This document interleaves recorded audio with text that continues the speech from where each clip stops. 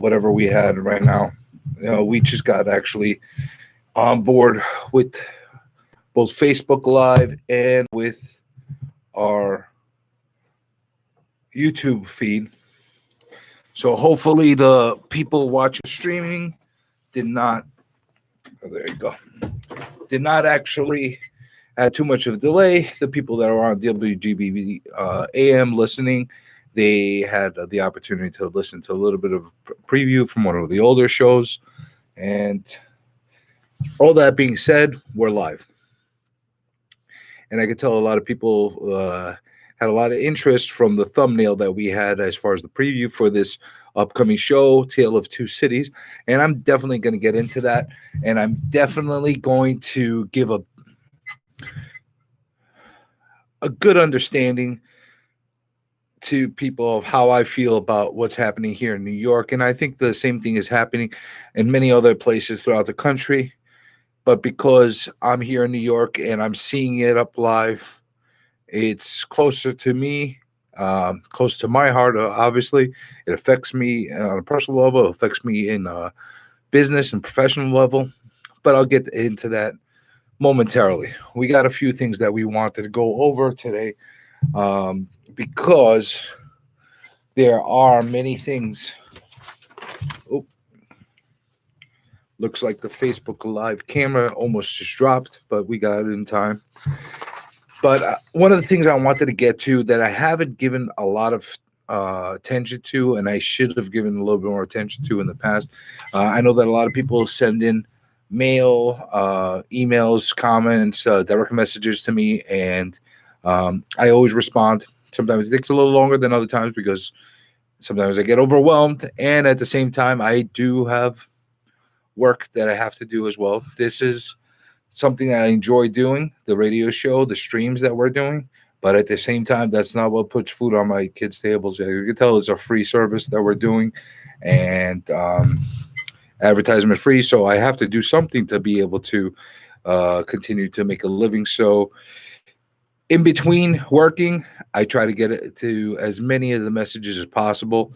And over the past couple months, actually, it has been really, really overwhelming with the amount of commentary and the questions I've been receiving from many people. And I'm going to make sure that I'm giving everybody the proper and due respect by not only answering them, but I'm going to pull as many as I can and read them on the air and kind of dive into some of the stuff that we've been looking at. And that being said, I'm going to read a letter that was sent to me by a landlord that's having some serious problems right now. And I will refrain from giving anybody my opinion about this until I read it. And if anybody has any commentary on it, please put it in the comment chats. If somebody wants to call in live to the show, please, it's 516-623-1240, 516-623-1240. But we might not even get into some calls because of the late start today, but we'll see. We'll do what we can. That being said, I received this email from Allison Wilson. And the only reason I'm giving the name is because on public commentary, she also had put similar statements on there. And I only say the names of the people sending in the letters or the messages to me if it's publicly out there. If it's not, I usually either put an alias or I just don't say the name at all. So if anybody wanted me to read something or talk about something in the future and want to stay anonymous, just let me know that you want to be anonymous, and I won't be necessarily saying your name. But I also believe that we should be giving all these messages and thoughts their due. This is another reason why I haven't been reading a lot on live streams. It's because I'm going blind and I need to go get a new pair of glasses, and I haven't gotten around to it yet. And I'm almost seeing like double vision right now. So that being said, this came in from Allison Wilson. Hi, we rent out an accessory apartment in our home. We are Viet- Vietnam veteran, senior citizens, permanently disabled, and we are raising our mentally ill granddaughter. Our tenant, single man, about 50 years old, and healthy with no dependents. He's been working consistently this year in construction, doesn't declare his income, and does not have a bank account. Our tenant owes us $25,000. He stopped paying rent March. We were start we were starting the eviction proceedings and gave him a pay or quit letter. We have to pay the air conditioning, heating, oil, electricity, and water. We have to fix anything that breaks in the apartment. Since it's part of our house, it looked new when he moved in.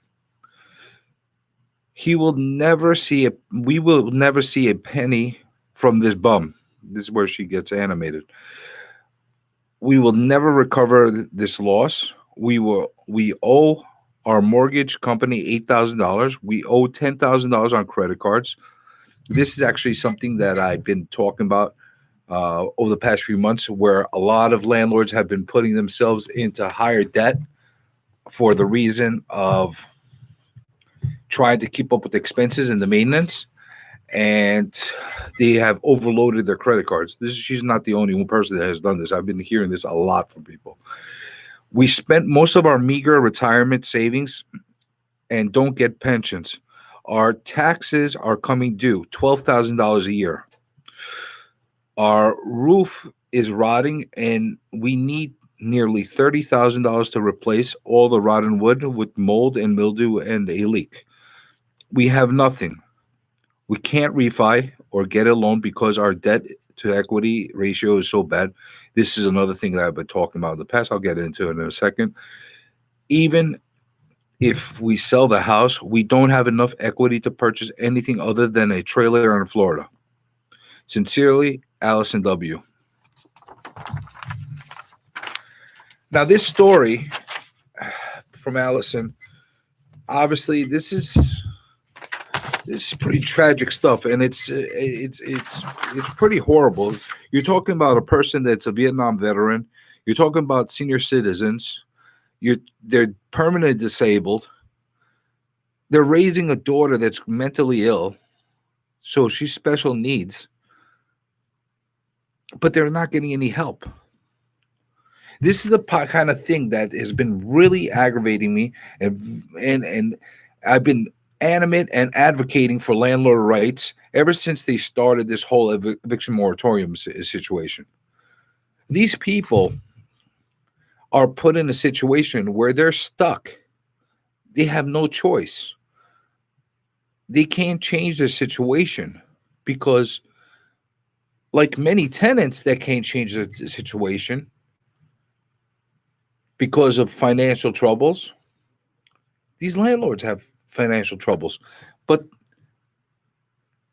this is not a typical landlord where you have, we've talked about this in the past. You have different levels of landlords. You have landlords that have thousands and thousands of apartments, units. You have some that have a handful, of some that actually have one place, one home that they live in as well. And that's all they have. And this person, Allison, she's living in a house and she only had that accessory apartment to give her supplemental income in order to make her expenses. And now what happened? When you basically cut off the valves and you gave this person nothing, no recourse, no ability to be able to make a living. It's horrible. And I guarantee you, if she doesn't take care of these expenses, this maintenance that she needs to, this person's going to keep calling 311 or to call up the town and get constant penalties and violations and fines put on this house. What's going to happen then? She's got a $12,000 tax bill due. How is she supposed to be able to recover from that? This is where, I mean, it's not an even playing field. It's horrible what's happening. And you know, I've gotten very animated on different levels with this whole situation with the eviction moratorium. And I just get angry and angrier every time I see one of these letters. I don't know. Actually, the word is not angry. I'm getting disillusioned. I'm disappointed. I know that we're in New York right now, and New York's never been a friendly place for these kind of things. I get that. But, there's got to be some kind of humanity right now. You know, it's, they've been yelling human rights. Isn't Allison a human? Shouldn't she have some rights too?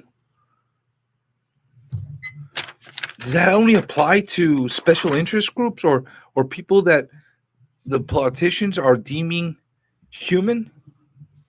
Are we going to be judging different levels of humanity? Who's more human than others and who's more deserving than others? Trevor, you're laughing. But that's kind of what it is. Did you read it? Did you hear the story I just read? I heard it. How would you like it? I don't know. Did you rent any place or you live in your place by yourself? No, I have renters. Oh, you see, all this time I didn't even realize you're a landlord yourself. Also, I'm hitting a little bit of a trigger point with you as well. But you do what you do best, man. Yeah, I'm learning. So imagine you're in a one-family house, because that's what this woman Allison has. She has a one-family house, and she has an accessory apartment, a legal apartment that's given the permission and permits by the I'm not sure which part of the city. I think she's in the city. She legally could have them in there, but they stopped paying. And she's a senior citizen, a Vietnam veteran. So like all this stuff about taking care of veterans goes out the window. Like no, it's just another smack in their face. And they're raising a mentally ill granddaughter in there. So they don't have any income coming in. They put all their money into this house. This person stopped paying, and he's causing damages in the place. What are you gonna do? What happens if these people get foreclosed on? That's okay. It's not right. This is ridiculous. I didn't. All this time I didn't realize that you were also a landlord. Yeah, we talked about this before. I think we did a long time ago. I didn't realize that. So that's what I own a house in Queens. He said, "Oh, he said, oh yeah." Oh, that's right. That's right. You're right. You're right. That's what happens. I get all these stories in my head and everybody's situation, and they get all lumped in, and I forget whose story is what. You get it. You see what's happening. I know. It's nuts. I know. It's on the it's on the verge of being psychotic. I don't get it. What would happen if when we went back to the old days and people just like kick people out the door and like how would that work? I don't know. Not anymore. Not like that no more. You know that. I want to get people out there. Well, I'll tell you what, if they keep defunding the police, then there'll be nobody to enforce it. So I don't know. One thing, a few years ago, about 5-7 years ago, I had a tenant in the house. Couldn't get him out, and take him to the court, over there in Central Boulevard. And the judge told me I had to pay the court the money. The money they will pay the money to them. Then they'll give it to me. But it took me a while to get that money. Forget about it. They had to put it in escrow and that kind of. I get it. I know. I've been there. I've done that. I've lived it. I've seen it. I lived it. It's insane. It just is. It really is. You know how many people are paying people off to leave? I can imagine. Just leave. They're giving $5,000, $10,000, $20,000. Get out, please. They just ate a whole year from them, and they're still paying them to leave. They're never going to recover that money. No. There's people getting sick. There's people that just they can't handle this type of pressure. It's squeezing the landlord. That's what it is. It's crazy that people still want to be landlords, especially in the state. I'm going to get into this with this state in New York City and what's happening. I took a little drive by the city yesterday and Saturday. Oh, really? I saw some things. I'll talk about them in a minute. Oh, okay. I'll talk about them and I'll give everybody understanding of what I'm looking at and what I'm dealing with.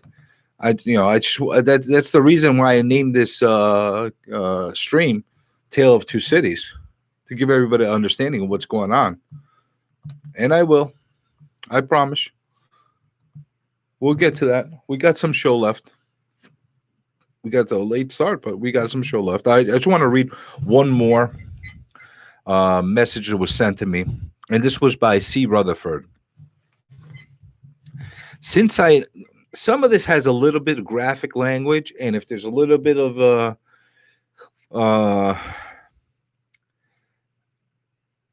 words that are not FCC compliant, I'll swap them out, or I'll do a little beep to not say them, because the last thing we need is more fines and more penalties from anybody.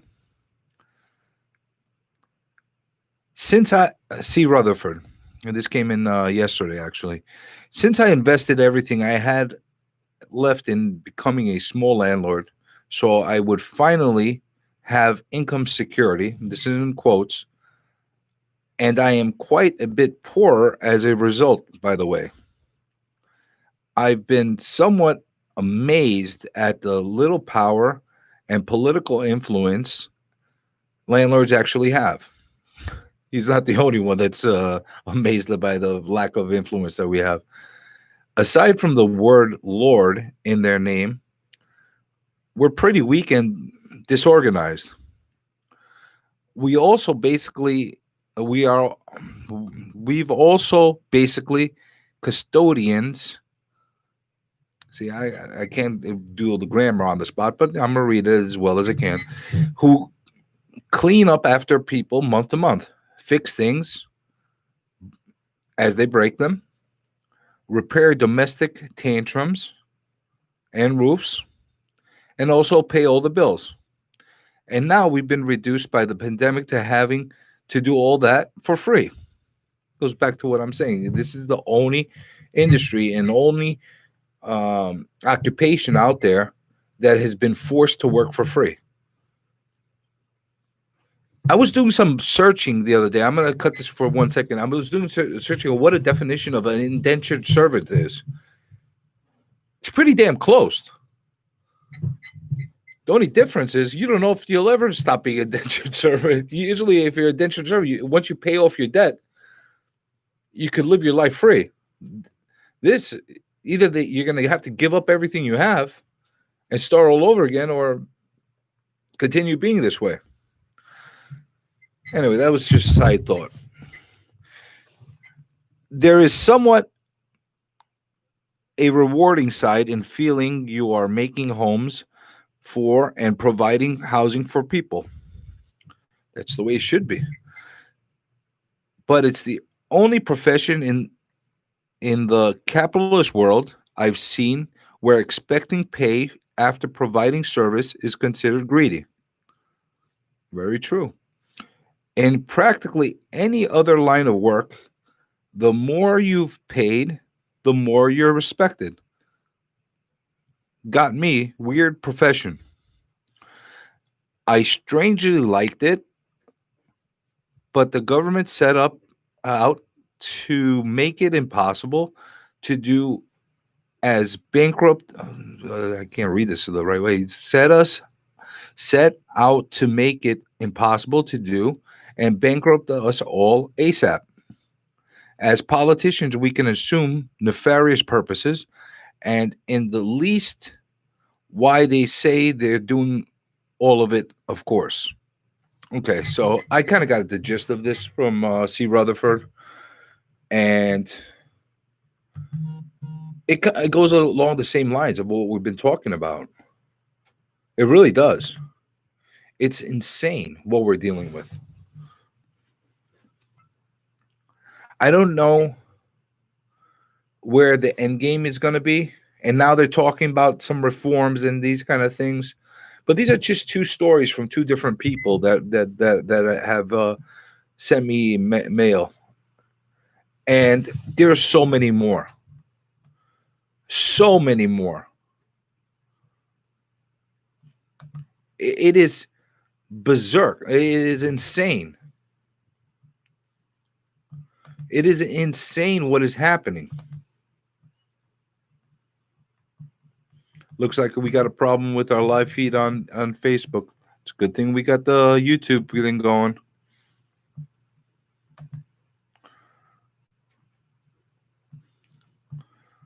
Yep, looks we just got a break. I'll try to get that going, but if it doesn't go up again, I will send over the YouTube link over to Facebook.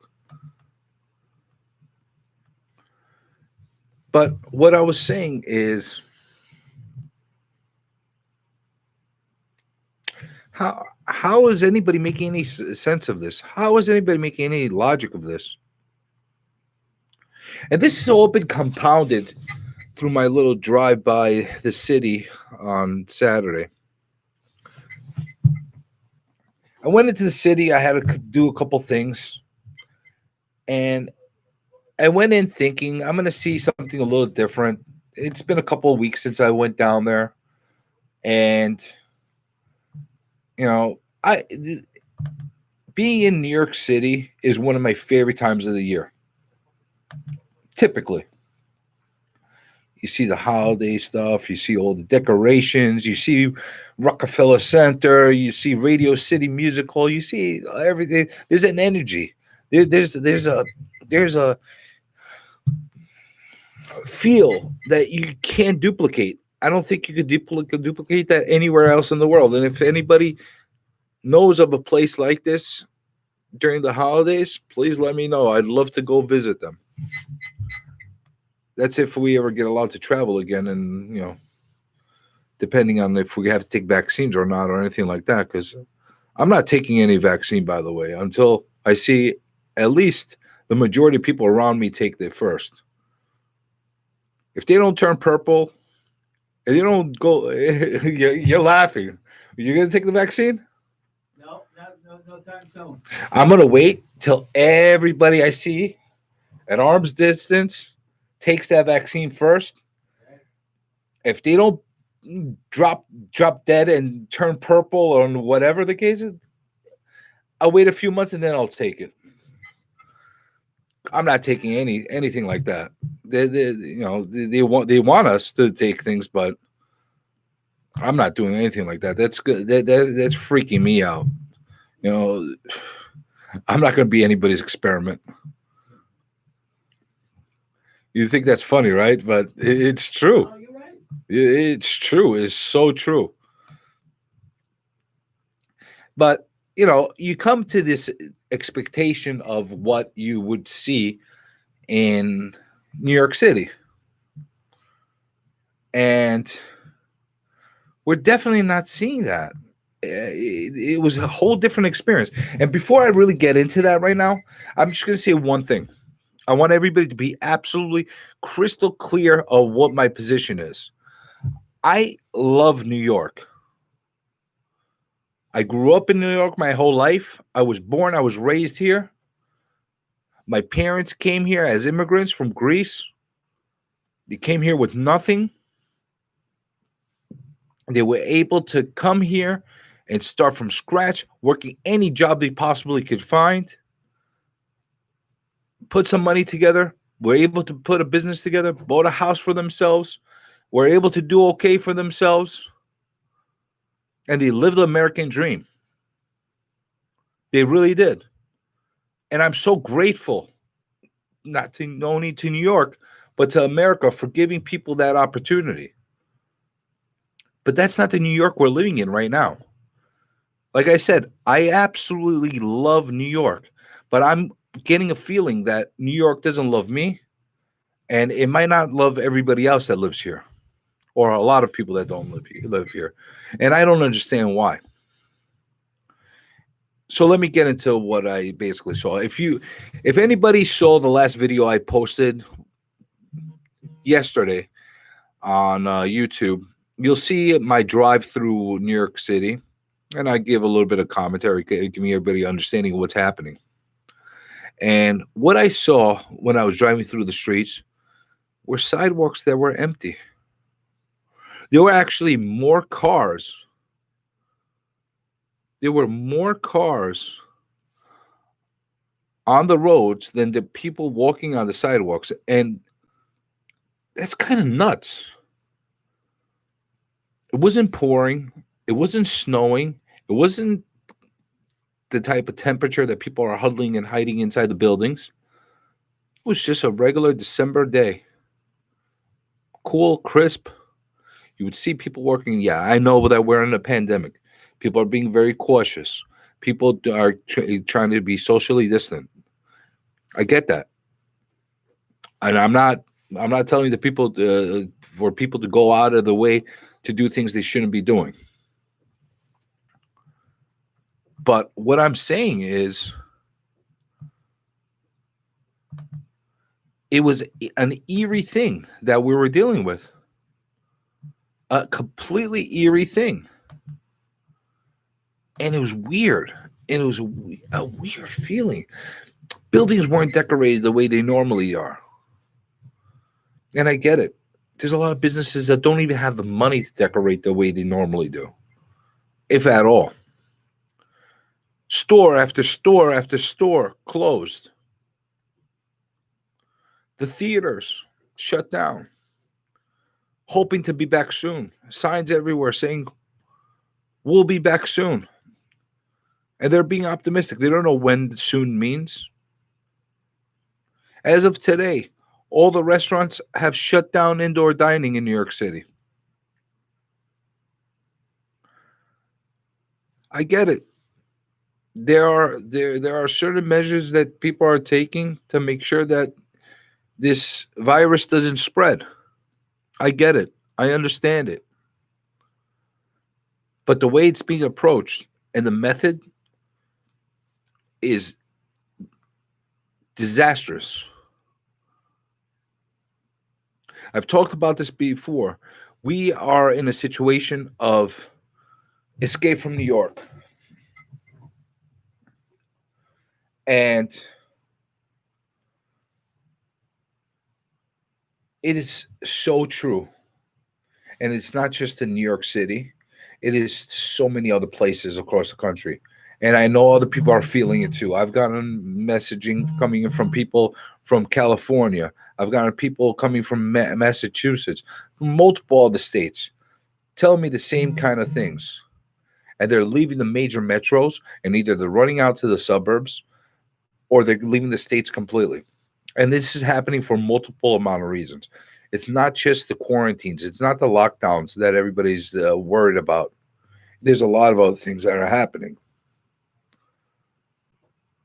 Business is dying because of these mandates that are going in. And the approach that's being taken is not an approach that's going to be able to keep these businesses solvent in the future.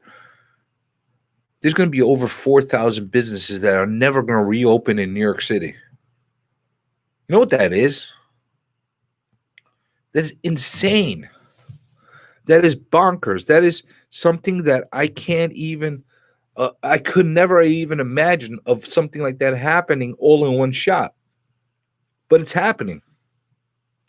And this is not something that just happened because of fallout, because of the economy. It's because of the rules and the way we've taken the approach that's been taken by the officials. We're talking about some seriously nasty stuff that's happening. And the one thing that I've come to, the one thing that has come out of this whole Corona 2020 pandemic time that we're living in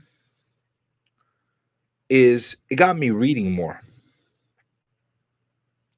And I don't know if me reading more has necessarily been a good thing or a bad thing.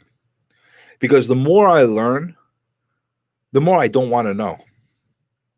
Truthfully, I really don't know if I really want to know as much as I have been learning, because it is disheartening.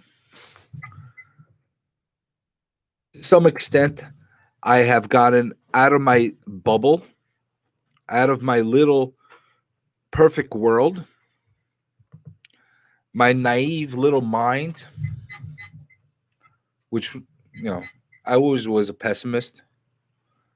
Now it amplified me even more. My naive little mind has expanded to understand things that, you know, were all conspiracy theories to me in the past, but now are coming to be more true and becoming reality.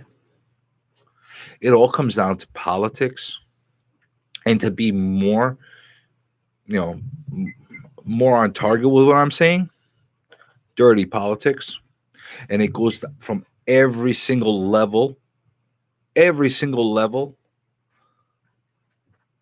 of elected office, all the way down to the organizations, all the way down. Like, you've heard me go off on rants about what the governor, the mayor's doing, the local politicians, but this goes everywhere. It goes to special interest groups. I've hinted towards certain things that are wrong with our MLS boards, and I'm gonna trust me. I'm not gonna divert from that. It's just important that we discuss some other things prior to that. I will get to that in a future show.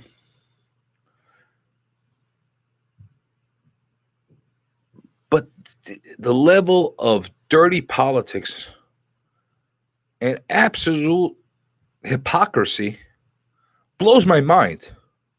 Blows my mind. For example, this eviction moratorium was meant to protect people, was meant to do the right thing by people. And I get that.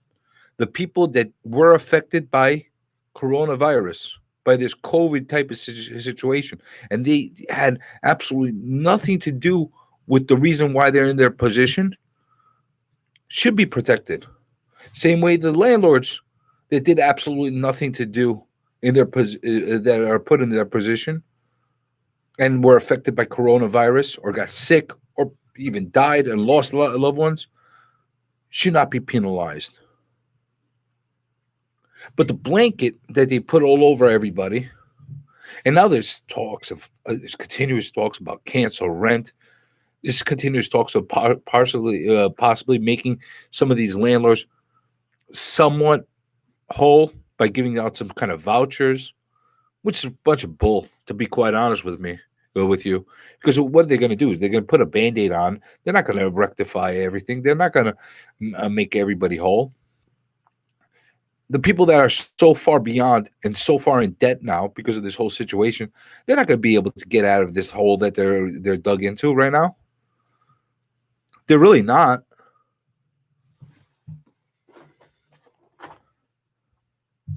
So it's hypocrisy. It's the same hypocrites that turn around and say we're doing things for the betterment of the populace that want to worry about health and all different things, but yet they still sell packs of cigarettes in the stores and tax them through the nose and say it's okay. We're going to put a label that basically says these are not good for you. And this coming from a smoker. And yeah, I'm an idiot for smoking. But when I first started smoking and I was 12 years old, over 30 years ago, it wasn't pushed the same way it is right now. And if people really thought it was bad, which it is bad and it's horrible, they should have made them illegal. You shouldn't have been able to buy them. But you know what would happen? They would go on the black market, and the government wouldn't be able to tax them and get money off of them. So they want to regulate them. The same way they're doing that with cannabis right now. We'll find out at the end if it's good for you or if it's bad for you. Now they're making up all these excuses whether cannabis is good for you or bad for you. Maybe they're right, maybe they're wrong. Once upon a time, cocaine had medical uses that were supposed to be good for you. But there's a lot worse things that come out of it than good things. So that's not illegal. But you never know. Maybe they'll make that legal. But I don't want to get this into a political talk about drugs and all this, because this is not what the show is all about. We're talking about real estate here, but it's all related. It's all somehow connected. And the thing that drives me crazy and I can't stand is the hypocrisy. They're saying they're doing things for our betterment. I don't see it. But let's go back to the original premise. So you're getting the people going back and leaving New York City. They're leaving. It's very apparent. It's not rumors. It's not propaganda. It's not just being hyped up by people that have a special interest. This is really happening. Where are they going? They're going to the suburbs. They're going to the outskirts of the city. They're going upstate, and they're leaving the state altogether because they're fed up. They're fed up about all the restrictions that they're dealing with. They're fed up with the fact that they're paying taxes that are unjustified. They're fed up with the fact that the lawmakers are basically more concerned about getting Emmys than actually taking care of themselves and taking care of their secret birthday parties. And if anybody doesn't know, just look up Cuomo. See the stories on him. I'm not even going to get into that. Everybody's got special interests. Everybody's got something there's some kind of agenda. That's apparent. And that's human nature. But don't put some kind of veil over it, and don't put some kind of artificial type of setting over it, telling us that it's done for our own good. You really want to do things that are for our own good? I've said this before. You take an even hand all across the board. You treat everybody the same way. You have to shut things down. Shut them down. But you shut them all done on an even level. You don't tell one person he could make a living and the other one he can't. And you don't tell restaurants and places like that you can start operating, and you make them spend thousands upon thousands upon thousands of dollars to retrofit their places, and now all of a sudden you say to them, you can't have dining again. You know how many thousands of dollars some of these eateries and restaurants have spent to retrofit their places to make them coherent and socially distanced, compliant as far as what is deemed by the government that should be? And now you just told them they have to shut down again? Enough's enough. Come on. If you were planning on closing the places, you should have not had these people spend all this money, because they're not going to recover it. Oh, here's the kicker. They could have a loan to cover their expenses. Who's going to pay that loan? Yeah, I know that some of the loan is going to be forgivable, but not all of it. And not everybody was capable of getting a loan. Just like that letter I read to you from Allison stating that she can't get a loan as a landlord because all the debt she's accrued. There's so many other people out there as well. When we're not worried about the business owners, we're not worried about the landlords, we're not worried about the people in those positions. We're only worried about the people that are that are in the masses, and that's why I say it's about dirty politics. It comes down to the most votes, and the ones that have the most votes are the ones that are going to be protected the most. Simple as that. You don't agree with me? Don't have to agree with me. We have the right to agree to disagree. But that's just the way it is. It's unfortunate. It's disappointing. It's sad. And the only way that any results will come out that will be able to change the scenario if enough people combine, organize, and make enough noise to be able to make a difference. And the only way that the ones that are truly being affected right now, like the landlords and the business owners and the restaurant owners, will get any kind of traction with any kind of noise they make is with finances. Now, I've said this before. I'm not advocating for people to go out and stop paying their taxes and their real estate taxes solo. I'm not saying that, because if you do that, what's going to happen is you're going to be a martyr and you're going to end up getting sacrificed. So I'm not saying that for people to do that, but if enough people do that in an organized fashion, then enough noise is going to be made. I don't know if that's ever going to happen, because the thing is, most business owners, most landlords, most restaurant owners, I'm not saying all of them, but most of them are decent human beings that worked really hard to get what they can, and they don't want to lose what they built. And they might lose it at the end anyway, but they don't want to lose what they built, and they want to do the right thing. So they continue to pay. And if they don't have the money to pay, they get loans to pay. If they can't get loans to pay, they're going to charge up their credit cards to pay. And then what happens? We're going to have a disaster unlike any other if this isn't corrected and isn't addressed the right way. It's just the way it is. This is a warning. I don't understand why people are not acting the way they need to halt this and stop the damage. It's called damage control. You need to. There's no way damage will not be done with having a pandemic running throughout the globe. But you can do damage control, and it could be done in a proper way. But no, we want to sit there and fight over politics, and we want to say, well, I'm going to agree to this only if you give me this. And that's what you're getting with the special interest groups, and you're getting between the Republicans and the Democrats. I mean, come on, enough already. Enough already. You're playing with people's lives. This can't be done. We're running towards the end of the show.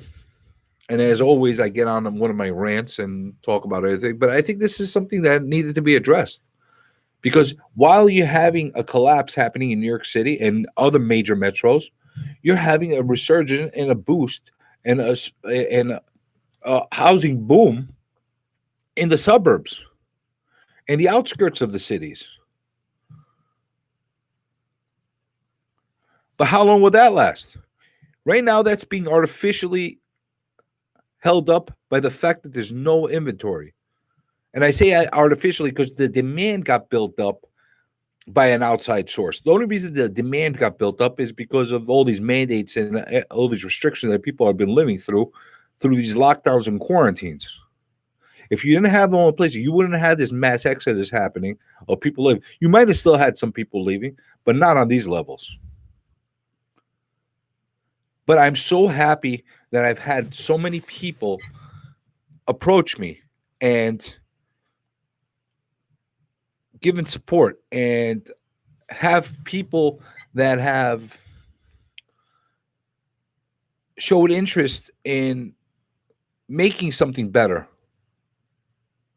into actually making things, wanting to take the steps to make things better.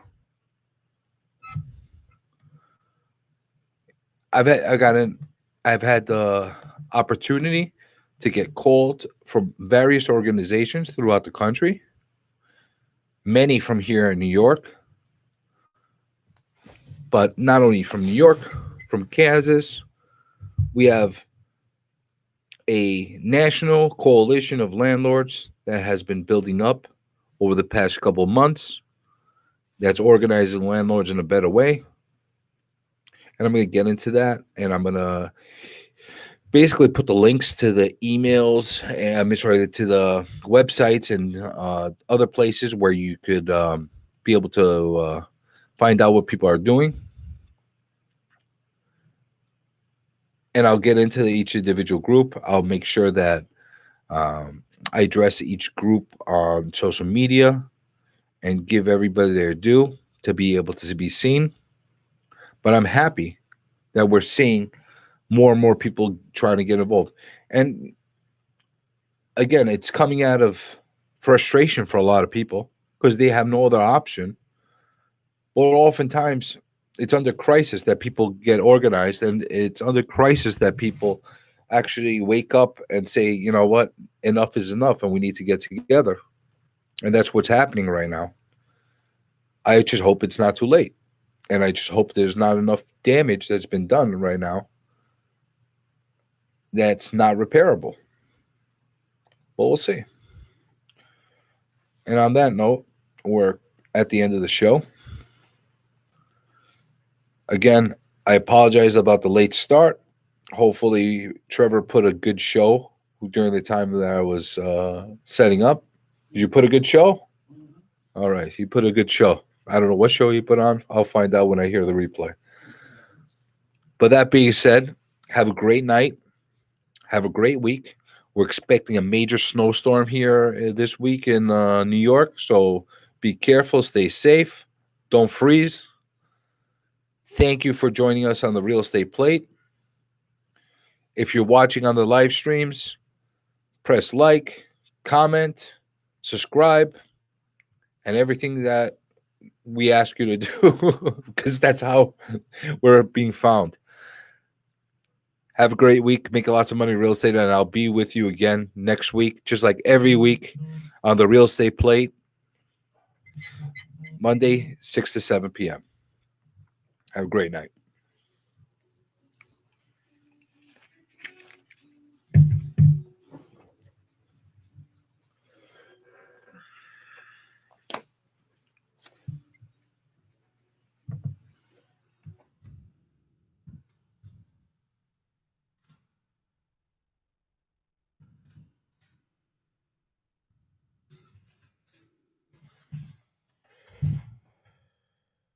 This is WGBB AM 1240 and This is WGBB AM 1240 and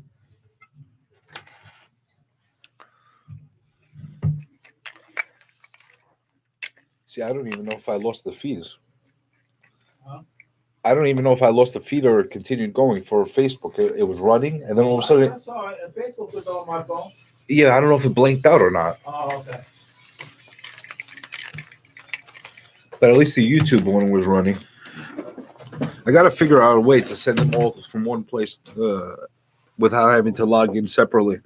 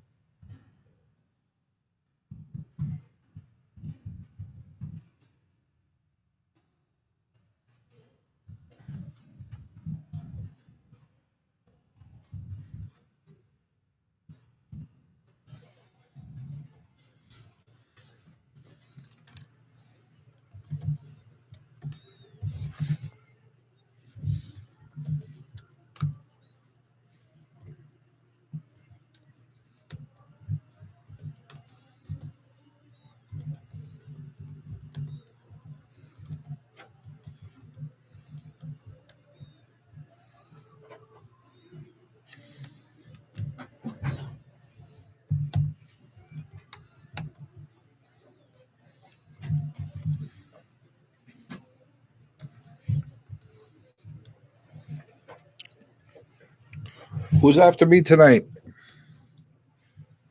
Who's after me tonight? I didn't hear you. Who's after me tonight? Oh, you can pay program that paid for the, for his music to run. Oh, the music guy? Yeah, that way you put it on there. So tonight,